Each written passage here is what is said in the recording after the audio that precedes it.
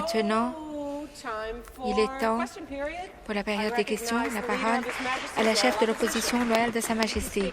Merci, Madame la Présidente. Ma question s'adresse au Premier ministre. La saison des fêtes s'approche et nous avons maintenant le problème que nous avons hier. La PPO a confirmé qu'elles sont en train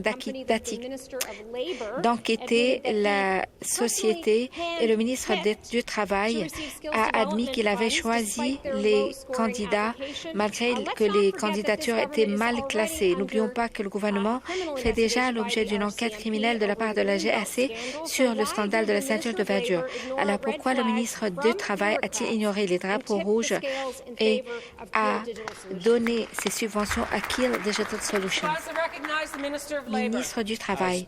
Madame la Présidente, comme le ministre de Collège et Université l'a répété sans cesse en Chambre, en 2023, un audit a soulevé des préoccupations concernant ce prestataire de services. Le processus a identifié des irrégularités, ce qui a amené à une vérification jury comptable. Lorsqu'on a complété cet audit, on a renvoyé ce dossier à la PPO. Par respect au processus, je ne peux pas commenter davantage. La chef de l'opposition loyale de Sa Majesté. Combien c'est commode. Je me suis demandé pourquoi. Pourquoi le ministre du Travail, malgré toutes ces mises en garde qui ont été soulevées par un fonctionnaire public, il a admis, il a trié sur le volet ses candidats. Pourquoi, je dois me demander, pourquoi commence à être clair lorsqu'on sait que le gouvernement va commencer maintenant à réserver sa place sur les Champs-Élysées et qui va rejoindre les lobbyistes qui travaillent pour Kiel Digital Solutions, qui est son ami et qui était à côté de lui et qui était le PDG de Kiel Digital Solutions. Ce n'est pas une coïncidence, Madame la Présidente. Voilà, c'est un modèle qui ne fait que se répéter encore et encore de la part de ce gouvernement. Le gouvernement et le Premier ministre en ont-ils assez ou vont-ils continuer à appuyer ce ministre du Travail? Ce n'est pas juste, Madame la Présidente. À l'époque, nous n'avions pas les résultats de l'examen jury comptable. La ministre des Collèges et Universités l'a mentionné à plusieurs reprises. Quand on a reçu les résultats, on a renvoyé ce dossier à la PPO. Et par respect au processus externe, je ne peux pas me prononcer davantage. L'audit avait déjà commencé. Le fonctionnaire public avait déjà classé cette proposition comme étant de mauvaise qualité. Et pour une raison quelconque, ce ministre du Travail a trempé les mains et a retiré cette demande et l'a déposée en tête de liste. Peu importe où s'en va cette enquête, il est grand temps que les conservateurs d'être redevables envers les gens de l'Ontario.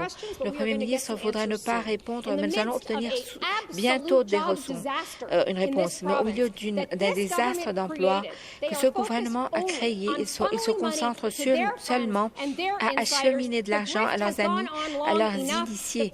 Cela dure depuis très longtemps et le Premier ministre ne peut pas ignorer que le scandale que ce ministre du Travail a provoqué. Quand va-t-il licencier ce ministre? Ministre du Travail, de nouveau, à l'époque, nous n'avions pas encore obtenu les résultats de la vérification.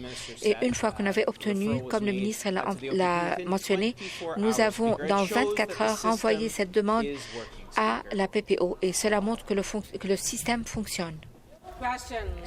Question, chef de l'opposition. Ce ministre doit faire la bonne chose et présenter sa démission. Les seules personnes pour lesquelles travaille ce gouvernement, ce sont les initiés et les donateurs. Je veux parler du bilan de ce gouvernement, comment il manque de respect à l'argent du contribuable. À chaque fois, les seules personnes qui semblent gagner, ce sont les initiés du gouvernement conservateur. Pendant la pandémie, nous avons vu des sociétés comme Face Drive, Shoppers Drug Mart, Allen Western, Kiel Digital Solutions recevoir des contrats du gouvernement. Et maintenant, ce sont ces mêmes compagnies qui reçoivent des fonds du Fonds de développement des compétences. Pourquoi est-ce que ces mêmes personnes continuent de gagner, de profiter de ce gouvernement? ministre du Travail. Comme nous l'avons répété à plusieurs reprises, le FTC s'est rendu à des organisations qui appuient traditionnellement les NPD, qui les ont abandonnés parce qu'eux, ils leur ont tourné le dos. Quand ils se sont opposés à l'autoroute 413 et la route de contournement de Bradford, quand ils se sont opposés au plan d'infrastructure, ces syndicats, ces organisations appuient le gouvernement parce que nous avons un plan de bâtir une nation, parce que nous allons bâtir un Ontario robuste. Nous allons continuer de travailler pour ces travailleurs. Nous allons fournir la formation pour bâtir un Ontario robuste. Chef de l'opposition, Madame la Présidente, voyons Approviso Ontario comme exemple. Il y a plusieurs exemples. C'était censé aider les Ontariens et encore une fois, cela aide les initiés conservateurs initiés.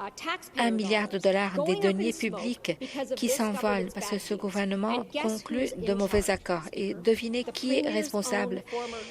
C'est l'ancien chef de personnel du Premier ministre, ou bien c'est une mauvaise gestion, ou bien c'est un scandale. Quand est-ce que Approviso Ontario va devenir aussi une société où on paye pour avoir accès? Merci beaucoup, Madame la Présidente. J'apprécie la question. Nous avons eu une situation sans précédent qui a touché la province, et c'était le COVID. Approviso Ontario a dû obtenir des équipements de protection personnelle que l'opposition avait appuyés pour obtenir ces équipements. Ce gouvernement a dit que nous allons protéger les gens de l'Ontario. Nous avons bâti l'installation en Ontario pour fabriquer nos propres équipements de protection afin de protéger les gens de l'Ontario pour des générations à venir. Donc, nous n'allons pas nous excuser d'avoir voulu protéger les gens de l'Ontario. Complémentaire final, les plaques d'immatriculation qu'on ne peut pas voir. Maintenant, nous avons également des masques qui sont inutilisables. Ils sont du gâchis. Très peu de ces équipements sont parvenus aux hôpitaux. Et savez-vous pourquoi? Et c'est toujours, ce sont les Ontariens ordinaires qui payent le prix. Les gens sont sous pression et peinent à joindre les deux bouts, alors que ce gouvernement se concentre sur les accords qu'ils vont conclure et pour qu'ils puissent donner de l'argent à leurs amis. Qu'est-ce qui va mal? Qu'est-ce qui se passe avec ces personnes? Qu'est-ce qui ne va pas avec ce côté du gouvernement? Un autre arrêt sur le chemin du train de corruption. Cela n'a rien à voir avec la première question, le chef du troisième parti. Merci beaucoup, Madame la Présidente. Vous savez, ma question s'adresse à la présidente du Conseil du Trésor. J'ai visité un dentiste de la famille Fraser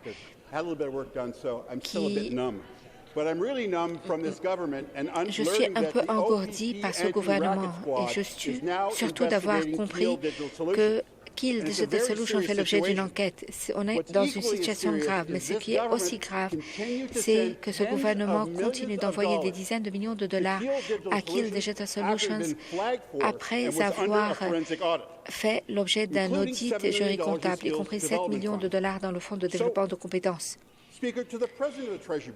Au président du Conseil du Trésor, comment se fait-il qu'une société qui fait l'objet d'un audit jury-comptable continue de recevoir des dizaines de millions de dollars de la part de ce gouvernement?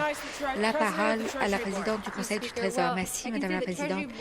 Le Conseil du Trésor effectue un excellent travail à chaque fois pour surveiller un cadre de travail pour l'audit qui renforce la redevabilité à travers le gouvernement.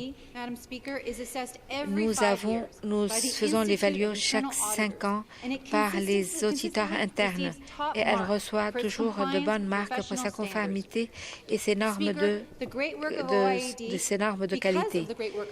En raison de l'excellent travail, le gouvernement a reçu 8 audits propres que les libéraux n'ont pas pu faire lorsqu'ils étaient au gouvernement au cours de 2 dernières années.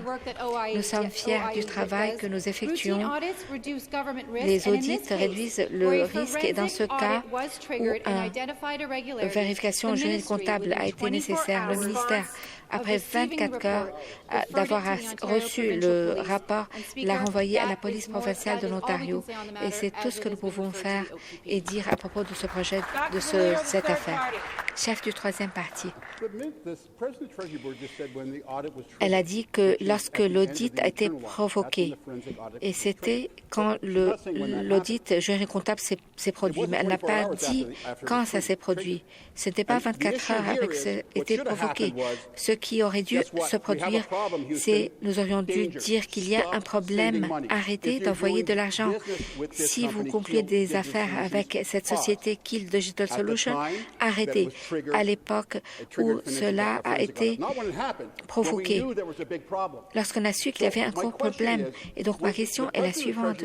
La présidente du Conseil du Trésor, est-ce qu'elle regardait de l'autre côté lorsque des dizaines de millions de dollars ont été acheminés à Kill Digital Solutions après avoir fait l'objet d'une vérification juridique comptable? Ministre des collèges et universités. Merci, Madame la Présidente. Je ne suis pas sûre comment la présidente du Conseil du Trésor peut être plus claire au chef du troisième parti. Un audit a soulevé des préoccupations concernant un prestataire de services. Nous menons des audits régulièrement. Ce processus a identifié des irrégularités qui ont abouti à une vérification audit juridique comptable de l'organisation. Et en résultat de cet audit, nous avons renvoyé le processus à la police provinciale de l'Ontario après 24 heures. Comme la présidente du Conseil du Trésor, nous n'allons pas commenter davantage parce que cette société fait l'objet d'une vérification juridique comptable. Quelles sont les responsabilités de la présidente du Conseil du Trésor? Quand vous avez demandé une vérification juridique comptable, c'est là où l'audit a continué. Mais vous avez continué de donner de l'argent, y compris 7 millions de dollars à Kill Digital Solutions. Et ces 7 millions de dollars, c'est le ministre du Travail qui s'est ingéré pour accorder cette subvention. Il y avait un lobbyiste qui est l'ami du Premier ministre. Il était avec lui pendant le jeu des Leafs et c'est le directeur de cette société. Mais malgré cela, ils ont toujours obtenu de l'argent, bien que nous sachions qu'ils ne faisaient pas l'objet de confiance. Ils ont reçu de l'argent. Le président, ou bien elle ne faisait pas son travail, ou bien elle a fermé les yeux. Ministre du Travail. Le député ne semble pas comprendre. Lorsqu'il était au pouvoir,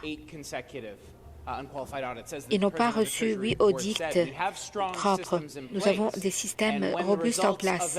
Lorsque les résultats de cet audit ont été donnés au gouvernement, nous avons renvoyé cette affaire à la PPO. Et les fonds ont arrêté. C'est le système qui fonctionne. Et alors que cette société fait l'objet d'un audit devant la PPO, on ne peut pas se prononcer davantage. Présidente du Conseil du Trésor, je ne sais pas comment pouvoir expliquer cela de manière plus claire. Quand vous avez su qu'il y a une vérification juridique comptable, vous auriez dû arrêter l'envoi de fonds. Mais il semblerait que vous aimez renvoyer de l'argent. Et nous savons qu'il y a 1 million de fonds qui ont été envoyés à Connex pour tester leur chatbox de l'intelligence artificielle. Et le PDG a reçu des amendes et une interdiction d'être directeur pendant 3 ans. Ce sont des accusations graves. Malgré cela, Kill Digital Solutions, dans le cas de Kill Digital Solutions, le gouvernement lui a envoyé des millions de dollars. La présidente du Conseil du Trésor, qui est en train de surveiller le flux d'argent? C'est votre responsabilité. Pourquoi est-ce que vous donnez d'accorder des millions de dollars pour des personnes qui ne sont pas dignes de confiance? Ministre du Travail, comme je l'ai mentionné, nous avons 400 000 travailleurs en technologie grâce au travail du Premier ministre et de ce gouvernement. C'est un secteur où ce député a prétendu vouloir appuyer et plus tard Ils se sont opposés à accorder des emplois aux personnes. Nous appuyons les travailleurs de cette province et il nous incombe de mettre à disposition des formations pour appuyer ces travailleurs. Ce député n'a pas mentionné. Il doit examiner le soutien. Ce fonds consiste à former les travailleurs pour qu'ils puissent obtenir de meilleurs salaires mieux rémunérés. Chef du troisième parti, si ce n'est pas assez, nous savons que le monsieur Navaratnam est venu pendant la pandémie et qu'il avait une technologie qui était fabriquée en Ontario et qu'il allait créer 70 emplois. Il n'a pas créé 70 emplois et ce n'était pas de l'Ontario, c'était de la Chine. Et quand il a obtenu 2,1 millions de dollars des deniers publics, le gouvernement a arrêté d'envoyer de l'argent. Nous lui avons donné 2,1. Donc, il nous a dit quelque chose et nous ne pouvons pas lui donner confiance. Il nous a menti. Ensuite, le gouvernement déclare que nous allons continuer de vous donner de l'argent du Fonds de développement des compétences. Comment cela peut-il avoir lieu? Comment cela a-t-il du sens? Comment la présidente du Conseil du Trésor peut-elle nous dire qu'elle protège le denier public alors que ce genre de pratique se produit toujours dans la province de l'Ontario? Ministre du Travail. Lorsque un système est mis en place et qu'il fonctionne bien, qui protège l'argent du contribuable, comme nous l'avons mentionné pendant les différentes rondes de ce fonds, nous avons mis en place des audits complets sur tous les programmes. Et c'est quelque chose qui n'existait pas sous l'égide du gouvernement précédent. Nous avons mis en place un processus d'évaluation du risque, un accord de transfert qui stipule des objectifs qui, s'ils ne sont pas effectués, on arrête le financement, y compris 50% pour tous les fonds qui sont appuyés par le Fonds de développement des compétences. Ces fonds changent les vies. Ils nous aident à former la prochaine génération de travailleurs. Et nous avons mentionné les halls de formation et ce député refuse de visiter des halls de formation, mais ces travailleurs sont formés pour bâtir des usines, des autoroutes, des hôpitaux auxquels ils s'opposent. Et nous allons continuer à former nos travailleurs. Chef du troisième parti. Ces personnes ont donné $1 million à cette société. Il n'y a aucune explication de cela. Il doit y avoir une autre raison. Peut-être que M. Navaratnam est un partisan ou Kill Digital Solutions qui ont reçu des dizaines de millions de dollars, qui ont donné des dizaines de millions de dollars en dons au Parti conservateur. C'est un autre exemple de comment le gouvernement traite le Fonds de développement des compétences et Dieu sait comment sont traités les autres fonds qui sont la responsabilité du Conseil du Trésor. Ils les donnent comme leur propre tirelire et les donnent à leurs amis, aux initiés. Et donc, par votre entremise, Madame la Présidente, comment la Présidente du Conseil du Trésor peut-elle s'attendre à ce qu'on puisse croire qu'elle protège l'argent du contribuable? Ministre du Travail, Madame la Présidente, le Fonds change des vies pour les travailleurs qui obtiennent une deuxième chance grâce au travail de ce gouvernement. Nous avons rencontré quelqu'un sur les sites d'emploi et cela contribue à l'économie. Nous bâtissons un Ontario plus robuste. Nous donnons des occasions pour plus de 100 000 Ontariens pour qu'ils puissent obtenir des emplois et pour des personnes qui sont aussi même au chômage et qui puissent obtenir des emplois après 60 jours. Je mis au défi le gouvernement qui peut nous citer un programme qui a pu sortir 100 000 personnes qui sont au chômage et qui a pu leur fournir des emplois. C'est ce que ce gouvernement fait pour bâtir un Ontario robuste. Nous avons cité tous les projets auxquels ils se sont opposés, le nucléaire, les hôpitaux, les autoroutes et les ponts. Lorsque nous avons pris ces projets, nous avons demandé aux gens de voter. Combien de places ont-ils obtenu? Ils n'ont obtenu aucune place à Brampton. Nous allons continuer à bâtir un Ontario robuste et nous allons former la prochaine génération de nouveaux apprentis. Député de Thunder Bay Superior Nord. Merci, Madame la Présidente. Il y a une usine qui produit la meilleure poulpe, mais tristement 2 ans après, cette usine ne fonctionne pas. Les gens de Terrace Bay se sentent abandonnés par ce gouvernement. Si l'usine n'est pas chauffée, c'est fini. Et cette infrastructure de l'industrie de la sylviculture prendra fin. Est-ce que le gouvernement va-t-il aider cette usine cet hiver? Ministre des Richesses naturelles. Merci beaucoup, Madame la Présidente. Je remercie cette question importante. Je pense que c'est très pertinent de savoir qu'une industrie de sylviculture robuste signifie un nord de l'Ontario robuste et cela signifie un Ontario robuste. Concernant la question, nous sommes en train d'évaluer toutes les options concernant Tariffs Bay. Ça a été dur pour la collectivité depuis plusieurs années et surtout que cette usine ne fonctionne pas. Nous allons continuer de travailler avec la collectivité, avec les parties prenantes et nous assurer de faire la bonne chose pour le nord de l'Ontario. Chef de Thunder Bay Superior Nord. Merci. Je n'ai pas entendu la réponse à la question concernant le chauffage. Il fait très froid dans notre région depuis une semaine et le temps passe. Une fois que les équipements sont gelés et les produits toxiques vont fuiter et la collectivité ne va pas seulement perdre l'usine, mais ils auront un désastre environnemental. Ils ont donné des subventions aux propriétaires sans aucune condition. Si la machine dans l'usine vont geler, qui va payer pour le nettoyage du gâchis toxique qui sera laissé?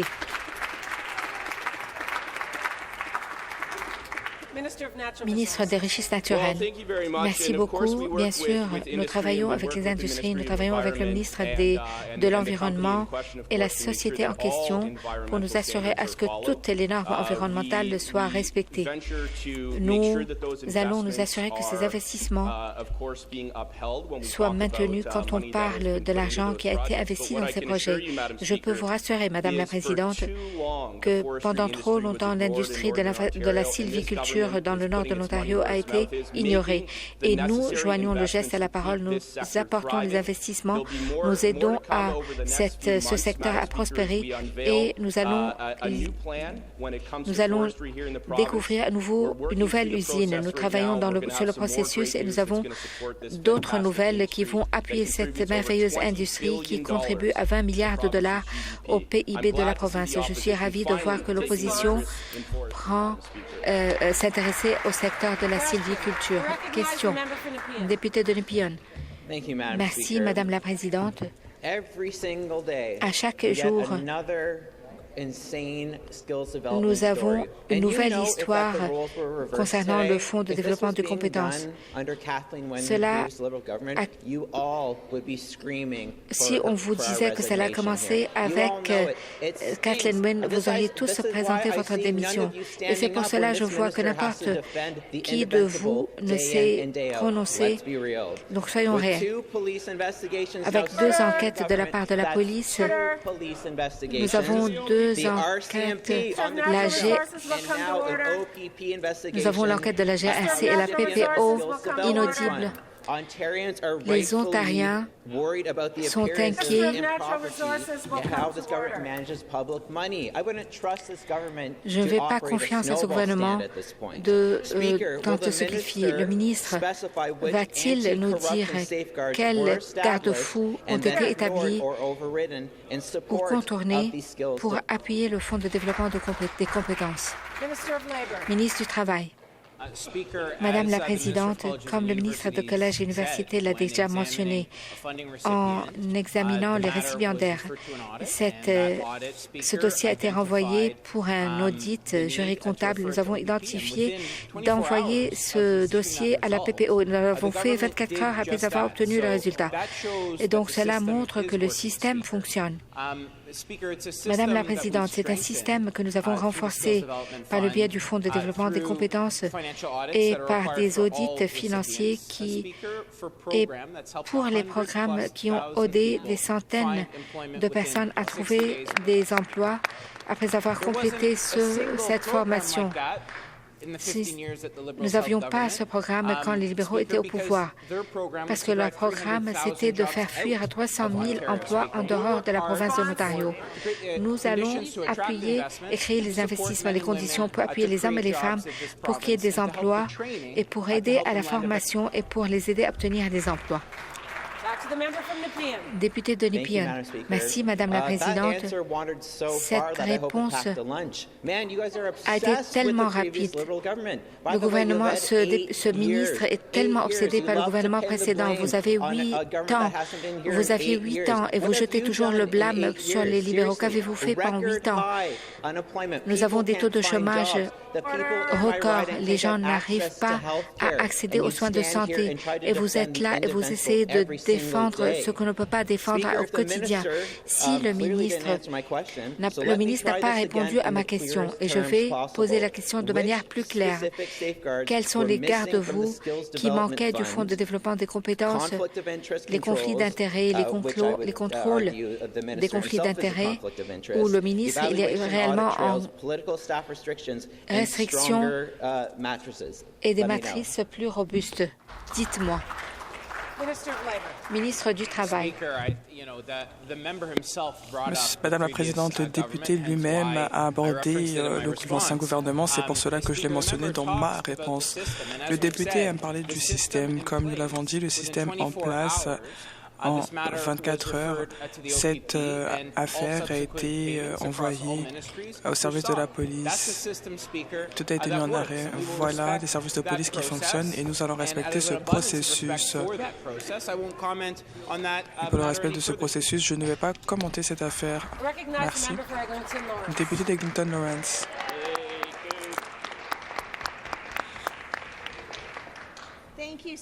Merci, Madame la Présidente. Ma question s'adresse au ministre des Services au public et de l'approvisionnement. Nous avons diverses industries dans notre province, y compris le secteur de la fabrication, de la construction, qui sont essentielles à la prospérité de notre économie. Ils permettent l'innovation, la création d'emplois et permettent à notre économie d'être robuste.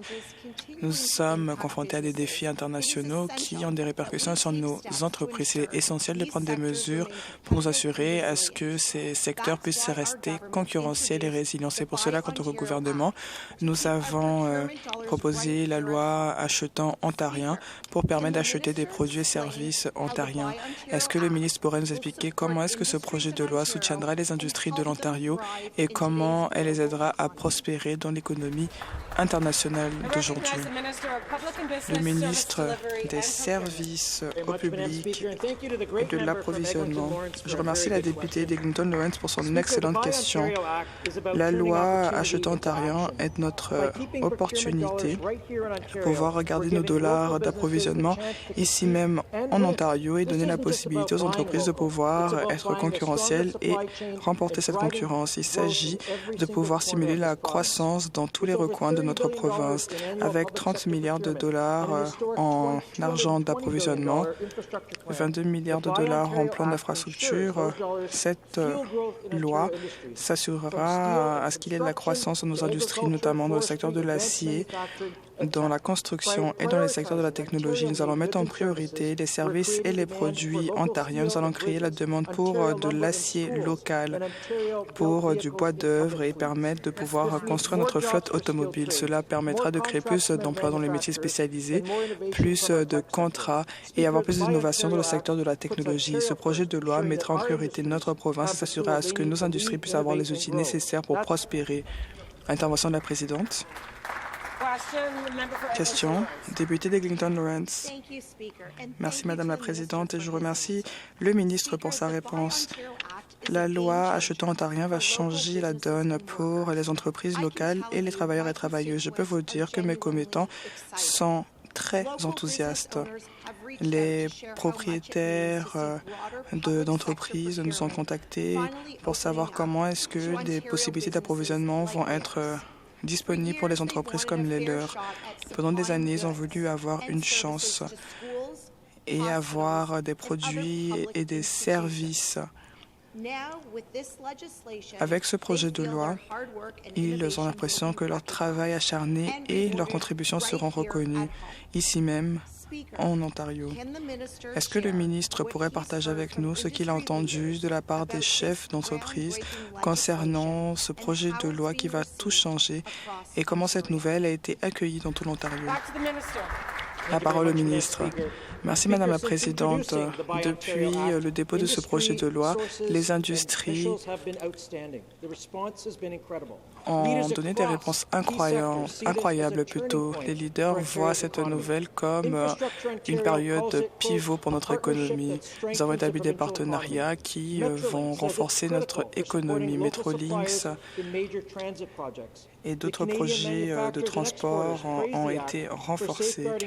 Nous allons permettre de protéger les emplois et stimuler l'innovation, tandis que nous modernisons notre processus d'approvisionnement. Nous nous concentrons sur de l'approvisionnement local, ce qui a été applaudi. Nous allons nous assurer à ce que nos matériaux ontariens soient utilisés. Ce soutien montre que la loi Achetez ontarien est plus qu'une politique. C'est un effort uni pour permettre aux industries d'avoir une province plutôt plus résiliente. Député de Park de High Park plutôt. Noël approche. Et plutôt que de remplir des chaussettes, les locataires de ma circonscription se battent pour garder un toit au-dessus de leur tête. Leurs propriétaires les frappent avec une augmentation de 8% du loyer, ce qui va au-delà des règles. Beaucoup d'entre eux vivent avec des cafards. Leurs logements doivent être réparés, mais leurs propriétaires les facturent pour des activités d'entretien. Est-ce que le Premier ministre va rétablir le contrôle de loyer? Le procureur général. Merci, Madame la Présidente. La députée d'en face demande à ce qu'il y ait un niveau de contrôle. Il y a un processus qui existe avec l'augmentation de loyer supérieur au taux légal. Les locataires peuvent aller à la commission de location immobilière pour contester ces mesures. Les deux parties seront entendues et un arbitre rendra sa décision. Plutôt que d'avoir une décision politique, il est important de donner à la commission de location immobilière les outils nécessaires pour pouvoir changer le système que nous avons hérité de l'ancien gouvernement libéral. Nous devons nous assurer à ce que les locataires puissent être entendus en temps opportun, que leurs affaires soient entendues et qu'il y ait un arbitre indépendant qui puisse rendre une décision pour pouvoir avancer. Merci, Madame la Présidente. Député de Parkdale High Park. Merci, Madame la Présidente. Je pense que le ministre a donné une réponse sur une commission de location immobilière qui s'effondre. Il y a 81 000 personnes qui vivent dans les rues qui n'ont pas les moyens de s'offrir un logement. Ce que veulent les locataires, c'est des protections plus robustes. Mais le gouvernement leur donne le projet de loi 60 qui va faciliter la tâche pour les propriétaires à expulser les locataires. Et on voit ce que ces 8% d'augmentation de loyer a comme répercussion dans ma circonscription. Même les maires de notre province ont demandé des mesures d'action pour lutter contre l'itinérance. Est-ce que le Premier ministre va écouter et abroger le projet de loi 60 et rétablir le contrôle des loyers?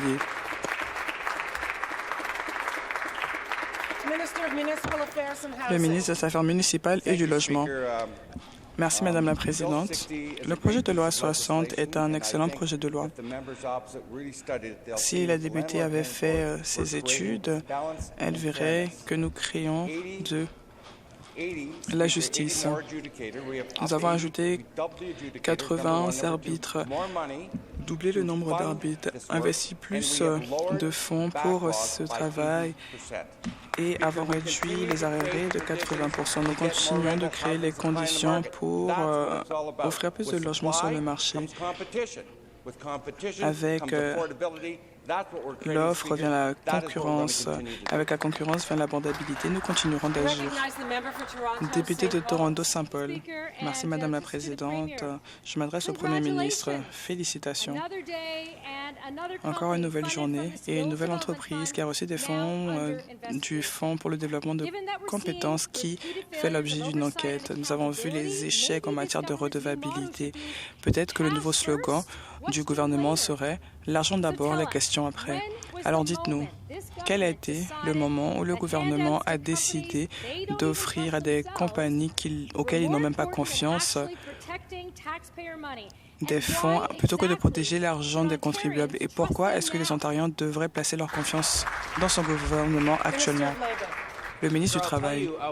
Laissez-moi vous dire une chose, Madame la Présidente. Pendant la pandémie, nous avons pris des décisions. Les personnes étaient à domicile. Nous devions stimuler l'économie. Nous avons lancé un fonds pour permettre aux personnes d'aller au travail, soutenir les employeurs. Nous avons été la première province au Canada à proposer des mesures, des accords pour pouvoir soutenir la formation des travailleurs et permettre aux personnes d'avoir accès à cette formation.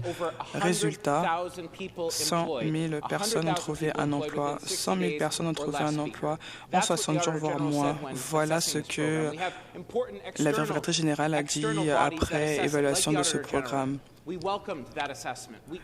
Nous accueillons les évaluations, accueillons les recommandations avec une oreille attentive, mais en face, ils n'ont pas de plan en matière d'emploi. Ils viennent à l'Assemblée législative sans proposer de politique qui permettrait d'aider les personnes à obtenir un emploi. Mais de ce côté de la Chambre, nous voulons bâtir notre nation et permettre des conditions qui pourront attirer les investissements et créer des conditions propices à l'emploi. Député de Toronto-Saint-Paul. Madame la Présidente, il ne s'agit pas de notre plan en matière d'emploi, mais d'un plan en matière d'emploi qui ne fonctionne pas. Je m'adresse au Premier ministre. Nous parlons d'éthique, de redevabilité. Il y a un problème. Le Premier ministre lui-même a envoyé une lettre à ses ministres en 2018. Interruption de la Présidente. Le Premier ministre a dit qu'il allait tenir ces personnes redevables. Interruption de la Présidente. Il n'y a pas eu de supervision. Quand est-ce que le Premier ministre va arrêter de parler d'éthique et commencer à agir et licencier son ministre du Travail? Le ministre du Travail. Elle ne parle pas de son plan en matière d'emploi parce qu'ils n'ont pas de plan en matière d'emploi. Ils ont fait fuir 300 000 personnes de cette province, tandis que nous avons mis en place un fonds qui aide les personnes à avoir accès à une meilleure formation. Elle n'a même pas rendu visite à des centres de formation, peut-être parce qu'ils ne seraient pas accueillis dans ces centres. Pourquoi? Parce qu'ils se sont opposés à la formation de ces hommes et de ces femmes, des groupes non bien représentés qui veulent avoir un emploi. Ils ont dit non à nos constructions de routes, à la voie de contournement de Bradford, à des écoles, notamment qu'ils ont fait fermer. Ils ne veulent pas dévoiler le potentiel de nos minéraux essentiels dans le cercle de feu. Nous voulons soutenir tous les recoins de notre province et j'encourage la députée à se déplacer dans la province, à réaliser des visites, notamment les travailleurs de notre province qui veulent avoir accès à des meilleures options de formation. Le député de Thunder Bay veut des meilleures opportunités pour les personnes autochtones et nous allons agir pour bâtir une meilleure province. Mais en face, ils n'ont pas de bonne politique en matière d'emploi. Question. Député de Kitchener-Centre. Ma question s'adresse au Premier ministre. Si j'étais malade, j'aimerais obtenir des soins de la part d'experts et ce le plus vite possible. Mais actuellement, notre planète voit ces conditions s'empirer. Il y a des inondations et d'autres catastrophes naturelles.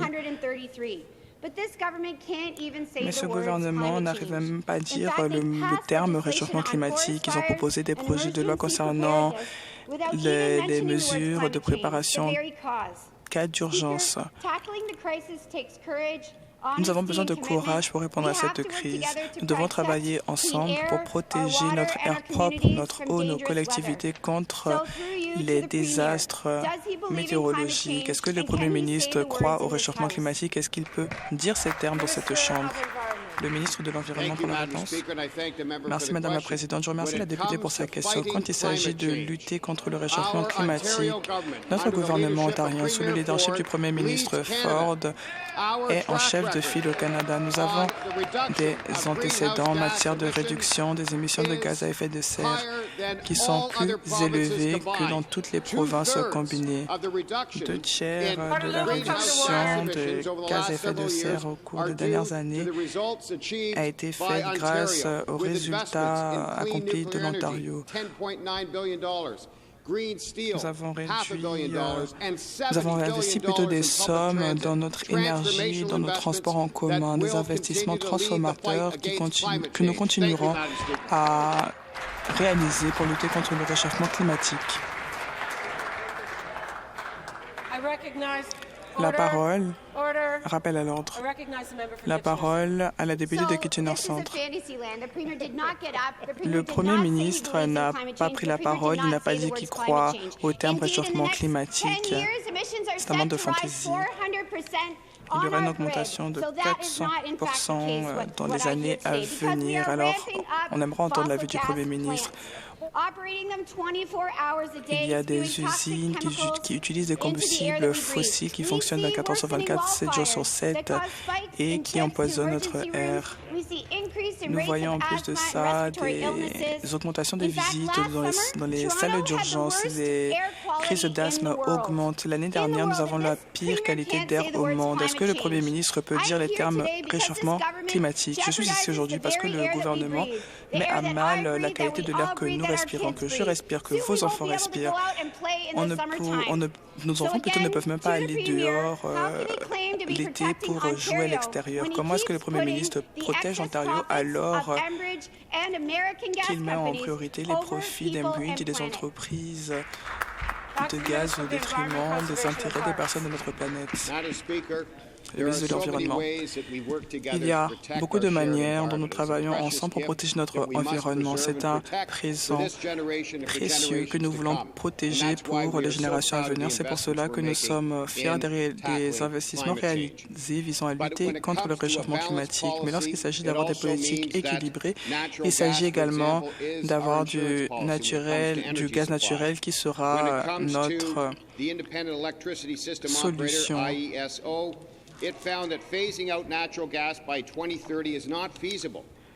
On ne pourra pas utiliser uniquement plutôt interruption des propos par la présidente. Il s'agit d'établir un équilibre. Il s'agit de protéger l'environnement, d'avoir un réseau énergétique qui est durable, fiable et qui permet également de créer des emplois dans la province de l'Ontario. Député de Bruce Grey, Owen Sound. Merci, Madame la Présidente. Ma question s'adresse au ministre des Affaires rurales. Les régions rurales sont l'épine dorsale de notre province. Nous avons des exploitations agricoles. Mais, Madame la Présidente, il y a des incertitudes à l'échelle internationale qui créent des défis réels pour les régions rurales de l'Ontario. Les coûts augmentent, les marchés sont instables et tout cela et les droits de douane des États-Unis ont des répercussions et met la pression sur nos entreprises et également sur nos familles.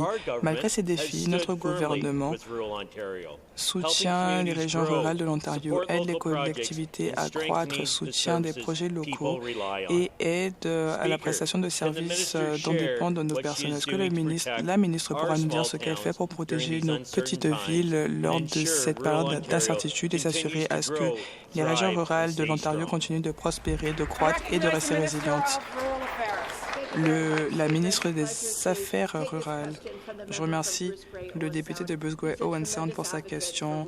Il est un militant des intérêts des régions rurales de l'Ontario, tout comme notre gouvernement. Nous soutenons les petites villes, les petites collectivités, surtout face à l'incertitude due aux droits de douane de M. Trump. C'est pour cela que nous réalisons des investissements pour aider les collectivités à avoir le soutien dont ils ont besoin pour pouvoir faire croître leur économie locale, créer de nouveaux emplois et diversifier leurs économies.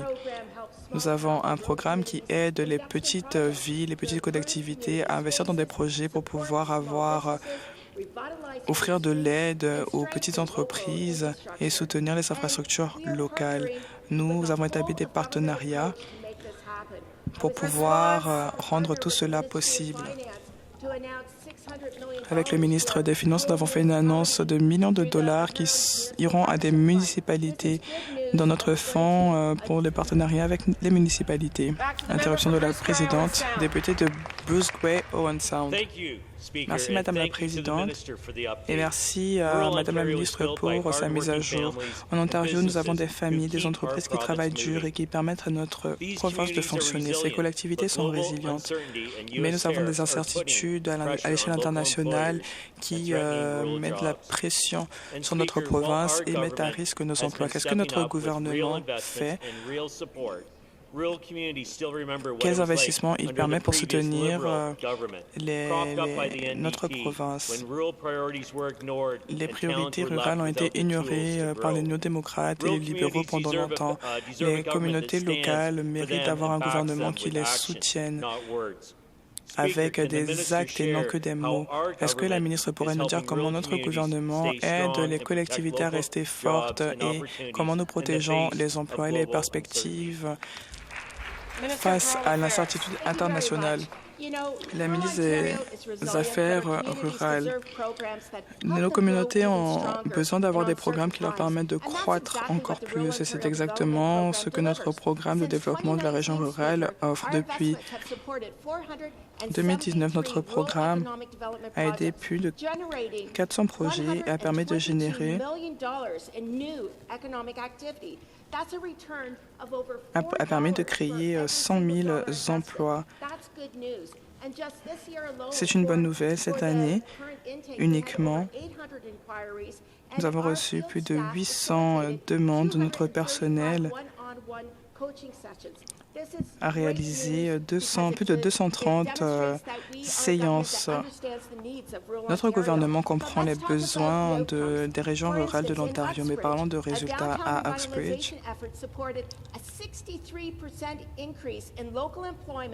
Nous avons pu augmenter les taux d'emploi de 63 dans la province. Nous nous assurons à ce que les collectivités rurales et les petites villes de notre province soient soutenues. Nous continuerons à proposer de nouvelles choses. La chef de l'opposition officielle.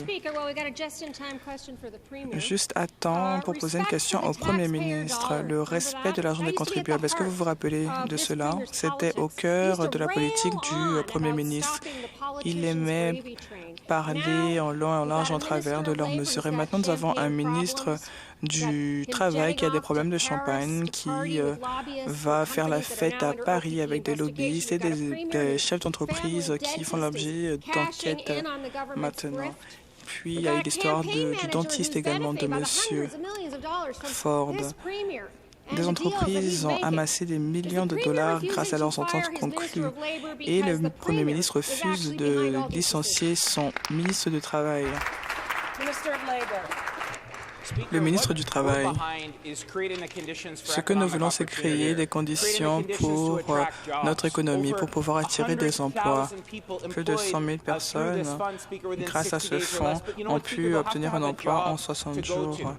Ces personnes, maintenant, ont un emploi.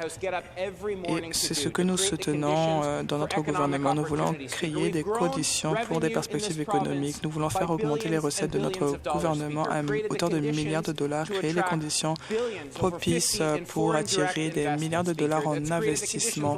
Nous avons créé les conditions la semaine dernière plutôt, pour pouvoir avoir des résultats aussi bons que les États-Unis. Nous nous sommes engagés à construire des routes, des voies publiques, des ponts, tandis que la chef de l'opposition n'a pas reçu le soutien des syndicats parce qu'elle a tourné le dos plutôt à ses travailleurs. La chef de l'opposition. Le Premier ministre n'a pas le cran de se lever, de prendre la parole pour répondre aux questions. Il ne le fait jamais d'ailleurs. Lorsqu'on pose des questions concernant ce ministre, il ne répond jamais. Pourquoi il n'a pas demandé le licenciement de son ministre? Interruption de la présidente.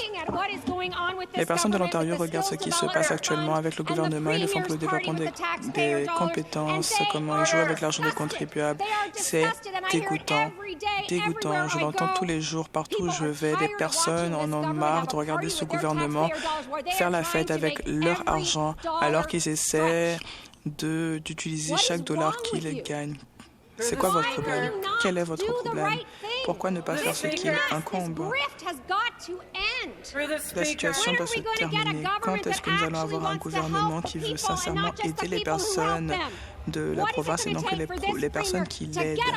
Pourquoi le Premier ministre ne se lève pas, prend pas la parole et ne licencie-t-il pas son ministre du Travail?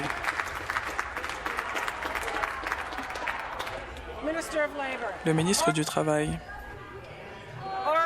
Rappel à l'ordre. Madame la Présidente, nous visitons des places de travail en Ontario et les personnes qui travaillent sont préoccupées à cause des droits de douane de Trump et les opportunités que nous pouvons créer pour eux. Nous avons rencontré des syndicats. Est-ce que la députée d'en face a rencontré un syndicat dont les travailleurs plutôt obtiennent un meilleur salaire grâce à nos mesures? Elle ne veut pas le faire parce que l'opposition a abandonné les travailleurs. Nous aidons les personnes à obtenir un emploi. Nous voulons avoir un modèle de formation qui a des retombées positives et qui permet à plus de personnes de rentrer sur le marché du travail, à saisir des opportunités de formation. Voilà ce que nous faisons. En plus de cela, nous construisons des voies publiques, des infrastructures. Interruption de la présidente. Question. Le chef du troisième parti. Que le Premier ministre nous regarde. Rappel à l'ordre. Interruption de la présidente. Rappel à l'ordre. Je vais commencer à avertir les députés. Rappel à l'ordre du côté du gouvernement. Rappel à l'ordre du côté du gouvernement. Rappel à l'ordre. Rappel à l'ordre pour le ministre des Richesses naturelles. La prochaine fois, il sera averti. Député de BTC Historic, rappel à l'ordre. Rappel à l'ordre. La parole au chef du troisième parti. Merci, Madame la Présidente. Le Premier ministre peut le voir. On essaie de jouer à son jeu. Nous savons lorsqu'il sera en chambre. Interruption de la Présidente. Interruption de la Présidente. Rappel à l'ordre.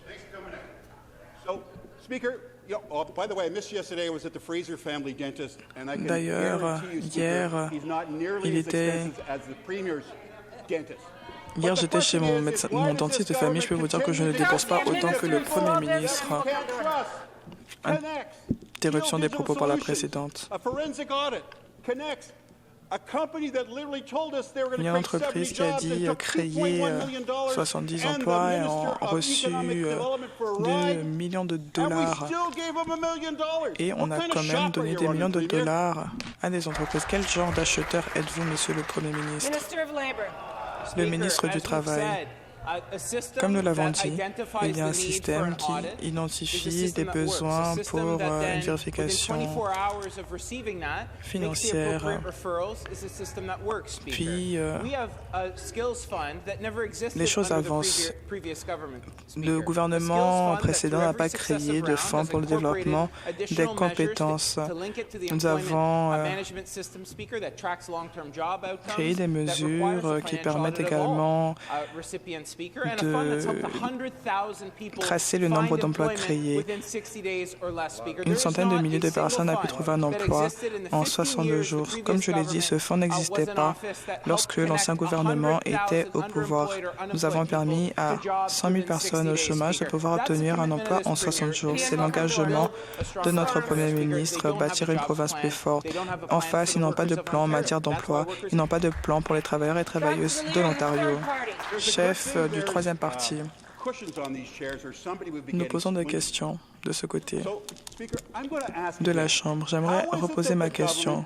Comment se fait-il que ce gouvernement continue de donner des dizaines de millions de dollars à des personnes auxquelles nous n'avons pas confiance, des personnes qui nous ont bernés, des personnes qui sont l'objet plutôt d'enquêtes? Oui, je suis de ce côté, Monsieur le Premier ministre. Pourquoi envoyer des fonds à des personnes auxquelles nous n'avons pas confiance? Pourquoi est-ce que nous le faisons? Est-ce que c'est parce qu'ils sont des donateurs? Est-ce qu'ils sont des amis, des initiés, des lobbyistes?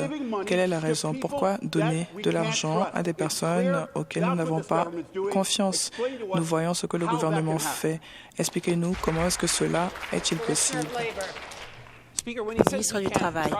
Quand il dit qu'on ne peut pas faire confiance aux gens, il fait référence aux syndicats de cette province. Il fait référence aux organismes à but non lucratif. Et la formation se fait grâce à ce fonds. Plus de 100 000 personnes sont connectées à des emplois en moins de 60 jours. C'est ce que fait ce fonds. Et c'est pourquoi il est important d'avoir un plan pour créer des emplois avec un environnement à faible impôt pour attirer les emplois manufacturiers avant que les libéraux n'évincent ces emplois de la province. Il faut bâtir des voies publiques, infrastructures, s'occuper du cercle de feu. Eux, de l'autre côté, ils veulent des avis de licenciement. Mais c'est normal qu'ils ne veulent pas appuyer le commerce parce qu'ils veulent distribuer des avis de licenciement. Nous, on crée des usines nucléaires, des réacteurs. On travaille tous les jours pour bâtir un Ontario fort. Question. Député de Oakville-North Burlington. Merci. Ma question s'adresse au ministre des Transports. Alors que la population de l'Ontario croît, on doit continuer à faire des investissements importants dans l'infrastructure. Malheureusement, l'opposition veut rendre la vie difficile aux conducteurs ontariens. Prenez la Gardiner Expressway, par exemple. Le NPD et les libéraux ont demandé à ce qu'on détruise la Gardiner. Plus de 140 000 conducteurs sont dépendants de la Gardiner chaque jour, dont les usagers, dont plutôt les conducteurs de ma circonscription. Ces gens ont besoin de solutions concrètes pour rendre leur vie plus facile. Est-ce que le ministre peut décrire les étapes entreprises par ce gouvernement pour que ce projet puisse être abouti? Député de Hastings, Lennox-Addington. Merci à la députée de Oakville-North Burlington pour la question. Madame la Présidente, imaginez combien de temps ce projet aurait pris sous le gouvernement libéral précédent. Et d'ailleurs, peut-être que vous pouvez m'aider à me rappeler, mais je ne me souviens pas d'un projet complété en avance par les libéraux. Mais grâce à ce Premier ministre, au leadership de ce Premier ministre et notre gouvernement, et en partenariat avec la Ville de Toronto, nous avons investi 73 millions de dollars pour accélérer la construction et permettre le travail 24/7. Par conséquent, grâce à cette approche, on a réduit de moitié l'échéancier de ce projet de 3 ans à 1 an et demi. Donc, notre plan fonctionne. On investit dans les voies publiques, transports publics, et maintenant, 140 000 conducteurs qui sont dépendants de Gardiner chaque jour vont pouvoir gagner 20 minutes de temps de conduite chaque jour. Question. Merci à l'assistant parlementaire pour la réponse. Les familles et les entreprises se souviennent du bilan des libéraux lorsqu'ils étaient au pouvoir. Les Ontariens payaient plus et achetaient moins. Les libéraux ont vu les infrastructures vieillir et les embouteillages s'aggraver. Notre gouvernement a adopté une approche complètement différente. Grâce à nos investissements dans les routes et voies publiques, on crée des emplois et les gens peuvent arriver à destination plus rapidement. Est-ce que l'assistant parlementaire peut expliquer comment les projets majeurs tels que Gardiner aident à protéger l'Ontario et rendre la vie plus facile pour les familles? Réponse. Député de Hastings, Lennox-Addington. Merci. Merci pour la question. Pour protéger notre économie, on a besoin d'un réseau de transport robuste. Pour rendre la vie plus facile aux familles, on a besoin d'un réseau de transport plus robuste. Et pour améliorer la sécurité routière, on a besoin d'un réseau de transport plus robuste. Et nos électriciens peuvent répondre à plusieurs appels. Les parents peuvent passer plus de temps avec leurs enfants et moins de temps en croisant les embouteillages. Les voies publiques sont dans des conditions plus sécuritaires pour éviter les accidents. C'est pourquoi on investit 30 milliards de dollars dans les routes, ponts et voies publiques. Pendant trop longtemps, sous le gouvernement précédent, ces projets ont été retardés, annulés. Les routes étaient laissées pour compte, ce qui coûte des milliards de pertes de revenus à notre économie. Nous, on bâtit l'infrastructure pour les travailleurs et pour notre avenir. Question, député de London North Centre. Question pour le Premier ministre. L'échec du gouvernement conservateur se voit dans London et dans les centres-villes de l'Ontario. Les gens ont été abandonnés parce qu'ils n'ont plus de logement et c'est le résultat des choix pris par ce gouvernement conservateur. Abandonner le contrôle des loyers et ne pas investir correctement dans les services de santé mentale. Pendant ce temps-là, les entreprises doivent payer les conséquences de l'inaction provinciale et les gens ont peur d'aller au centre-ville parce qu'ils voient des tragédies se produire au centre-ville tous les jours. Personne ne veut entendre ce que ce gouvernement a fait. Clairement, ils n'en font pas assez.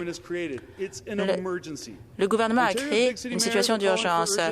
Les maires des grandes villes d'Ontario exhortent le gouvernement à déclarer l'état d'urgence et fournir les ressources aux municipalités pour pouvoir loger les gens et restaurer la stabilité dans nos centres-villes.